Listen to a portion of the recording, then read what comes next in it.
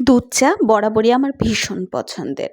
চা মানেই পছন্দের তালিকায় চলে আসে। আজকে আমি দেখাবো কিভাবে গুঁড়ো দুধ দিয়ে চা বানায়। এই যে গুঁড়ো দুধের মধ্যে গরম পানি ঢেলে দিলাম।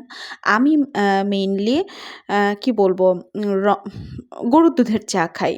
বেশি পছন্দ করি। যাই হোক এভাবে গুঁড়ে তারপর পাতিলের মধ্যে ঢেলে দিলাম। তার মধ্যে অল্প একটু পানিও দিয়ে দিলাম। এরপর জাল করলাম। গরম হতেই তার মধ্যে চা পাতি দিয়ে দিলাম। আমি যেহেতু একটা কড়া লিকারের দুধ চা খাই, তাই একটু বেশি লিকার দিয়ে দিলাম।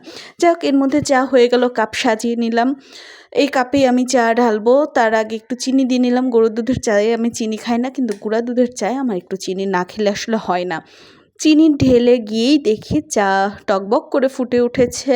এই দৃশ্যটা আমার ভীষণ পছন্দের। এই তো চা হয়ে গেল। এরপর আমি কাপ দুটাতে ঢেলে নিলাম। আমার আর আমার তার জন্য দুজনে ২ কাপ চা। দেখেই বুঝতে পারছেন গোলাপিটা আমার। সো চা ঢালা হয়ে গেল। এবার চার একটু ফটো সেশন করলাম। দারুণ হয়েছে না?